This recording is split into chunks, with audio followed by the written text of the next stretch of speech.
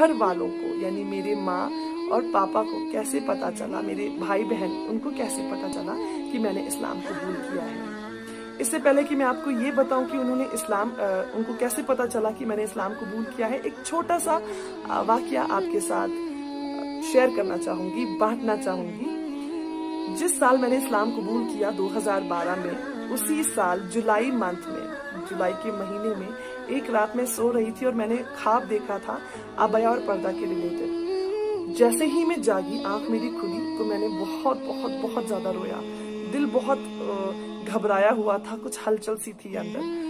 2 रकात नमाज पढ़ी और अल्लाह से वादा किया कि सारी उम्र आखिरी सांस तक इंशाअल्लाह मैं पर्दा करूंगी, हमेशा हमेशा के लिए। अबया, चेहरे पे निकाब, हाथों में ग्लव्स, हिजाब, बाल को छुपाना, जिस्म को छुपाना, इंशाअल्लाह ये सभी करूंगी सिर्फ अल्लाह और उसकी एक जात के लिए।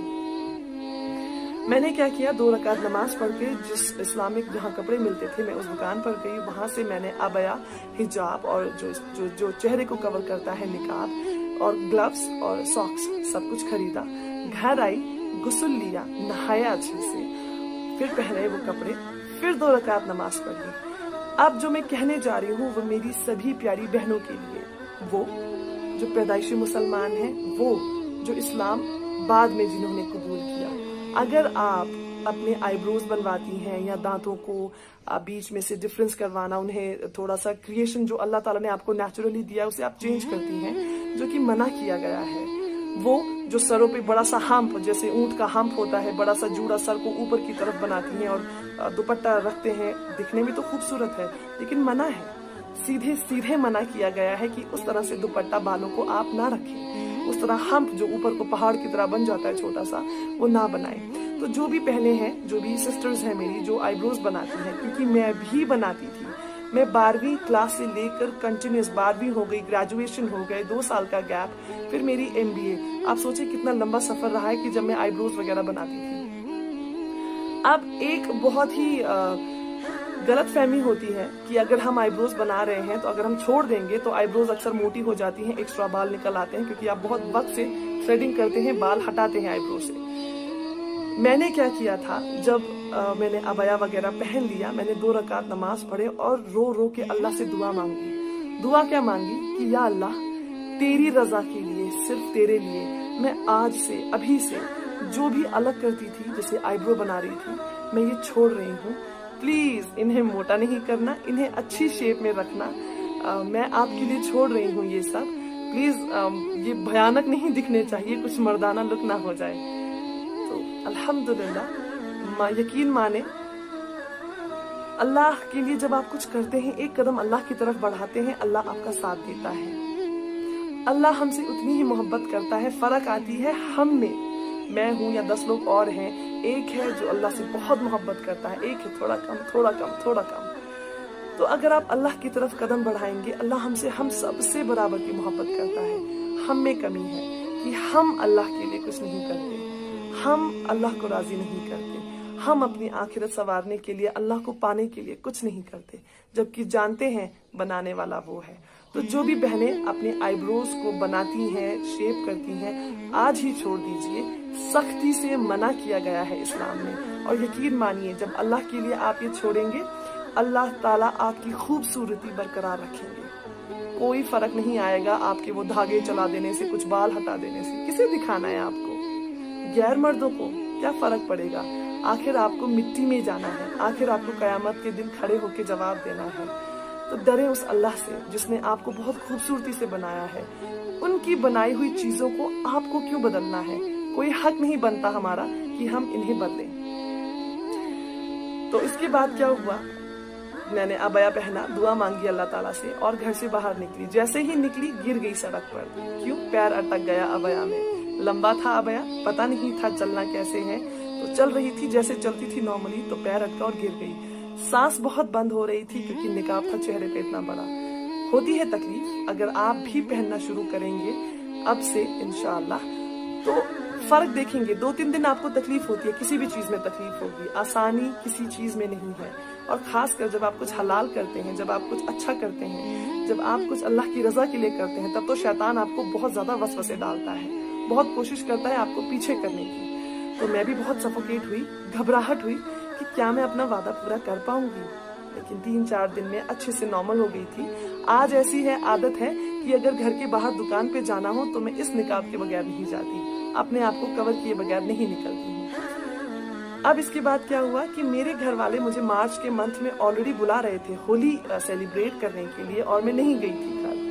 अब उसी साल दिवाली अक्टूबर नवंबर में, इन दोनों महीने में से किसी एक मंथ में आ रही थी, मुझे याद नहीं है किस महीने में थी। तो मेरे पापा मुझे अब बार बार कहने लगे घर आइए और थोड़ी लंबी छुट्टी लेकर आए, बहुत वक्त हुआ है साथ ही बैठे हैं, थोड़ा लंबी छुट्टी लीजिएगा 20-25 दिन की। मैं अवॉइड करती थी, मैं बहाने बनाती थी। तो अब पापा ने मुझे फोन किया अक्टूबर की स्टार्टिंग में और पूछा कि आप बहाने क्यों बना रही हैं, कुछ वजूहात है, कुछ बात है जो आप छुपा रही हैं। तो मेरा जो स्वभाव है, मैं बात सीधे बोल देती हूँ, कुछ भी हो, चाहे वो कोई हाई लेवल अथॉरिटी हो या कोई बच्चा हो, मैं सीधे बात करूंगी, बिल्कुल साफ, सीधी साफ बात। मुझे घुमा फिरा के लटकाना बातों को नहीं आता। अब मैंने क्या किया, मैंने जब पापा ने फोन रख दिया तो मैंने उन्हें SMS किया कि पापा मैंने इस्लाम कबूल किया है और मैं पर्दा करती हूँ, तो इस पर्दे की वजह से क्योंकि आपको प्रॉब्लम हो जाएगी इसलिए मैं नहीं आ सकती हूँ। पापा ने बहुत नॉर्मली लिया। नॉर्मली क्यों लिया?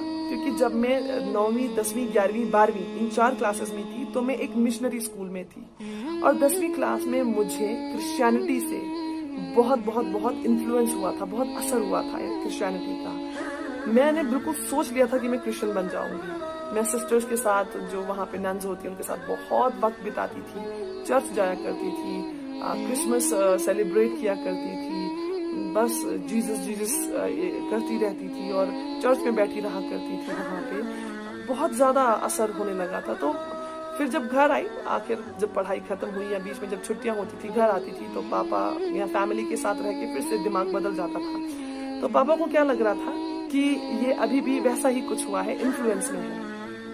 अब मैंने पापा को समझाना शुरू किया, पापा मुझे इन्फ्लुएंस नहीं है, क्रिश्चियनिटी से हुआ था, ये बात सच है और मैं मानती भी हूँ, लेकिन इस बार इस्लाम को लेकर मैं बहुत सीरियस हूँ। मैंने इस्लाम सच में कबूल किया है, मैं सिर्फ बात नहीं कर रही।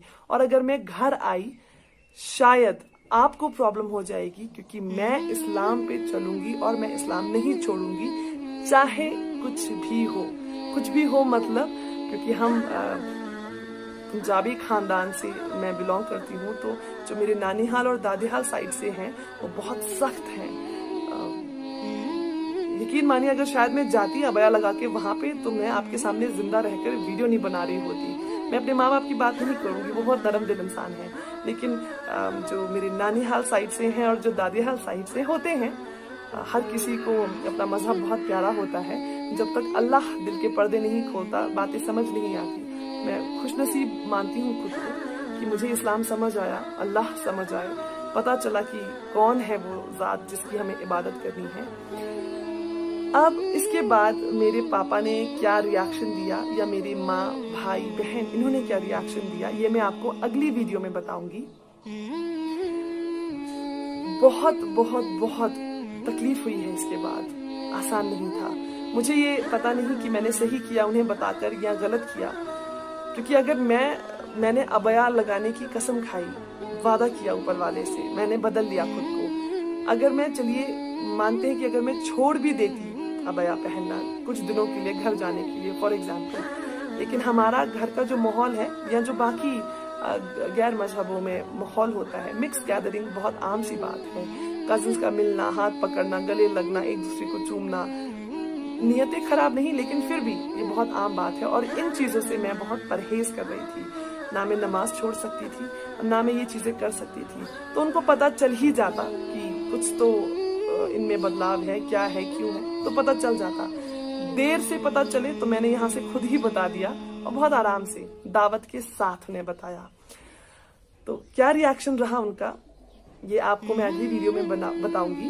तब तक आप बहुत सारी दुआ करें अपने लिए और सबके लिए। मेरी वीडियो को शेयर करते रहें, किसी ऐसे इंसान के पास ये कहानी पहुंचे जो छुप छुपा के इस्लाम पढ़ रहे हों।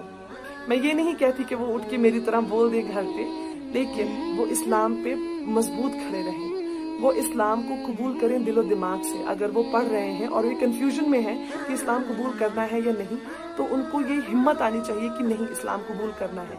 देखिए, दुनियावी रिश्ते जितने भी हैं, देखिए माँ कितनी मोहब्बत करती है, एक जो पिता है वो कितनी मोहब्बत करते हैं, आपका जो ब्लड रिलेशन पहला होता है बहुत बहुत बहुत करीब होता है। लेकिन दुनियावी रिश्ते सिर्फ दुनिया तक हैं।